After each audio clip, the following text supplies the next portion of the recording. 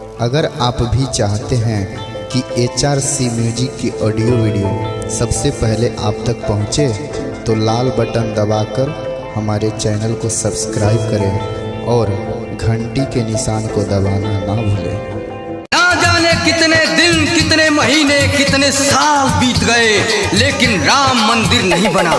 अब 2 दिन आ गया है, सब मिल के आवाज उठाना है, राम मंदिर बनाना है, राम मंदिर बनाना है, राम मंदिर बनाना है। जय श्री राम।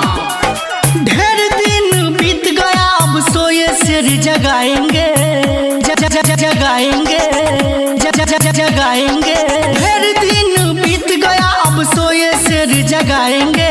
जय श्री राम। फिर से याद दिलाएंगे, मंदिर वही बनाएंगे। जय श्री राम। फिर से याद दिलाएंगे, मंदिर वही बनाएंगे।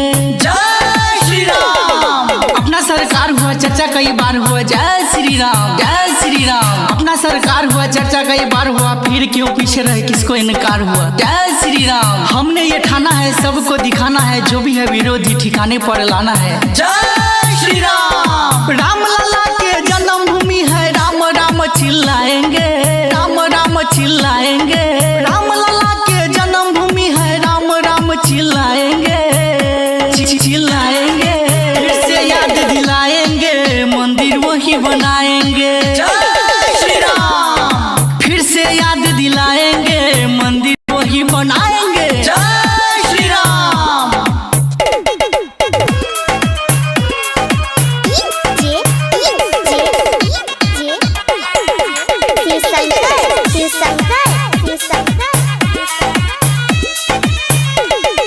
भक्त हनुमान का बात करूँ काम का, जय श्री राम, जय श्री राम। भक्त हनुमान का बात करूँ काम का, इतिहास गवाह जन्मभूमि है राम का। जय श्री राम, जय श्री राम। बात को दबाया गया, सब कुछ छुपाया गया, बाबरी मस्जिद बना के मंदिर को गिराया गया। जय श्री राम, जय श्री राम। आ गया है वो दिन, विश्व हिंदू परिषद को जगाएंगे, जगाएंगे।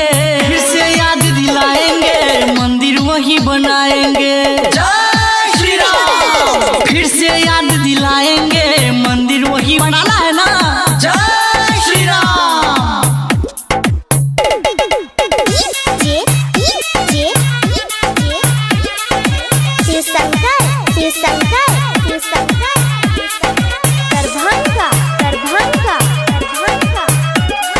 नाम न ले राम का शरीर नहीं काम का, जय श्री राम, जय श्री राम। नाम न ले राम का शरीर नहीं काम का, बजरंग दल के संग चलो, सौगंध है श्री राम का। जय श्री राम, जय श्री राम। अब नहीं लेट करो, टाइम एक सेट करो, आगे बढ़ो हिंदुओं, अब नहीं वेट करो। जय श्री राम। राघव राज हरिश्चंद्र को है, कानून नया बनाएंगे।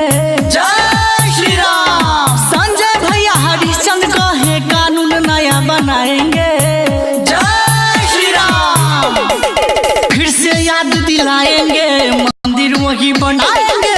जय श्री राम। फिर से याद दिलाएंगे, मंदिर वही बनाएंगे, वही बनाएंगे, वही बनाएंगे। ठीक है ना।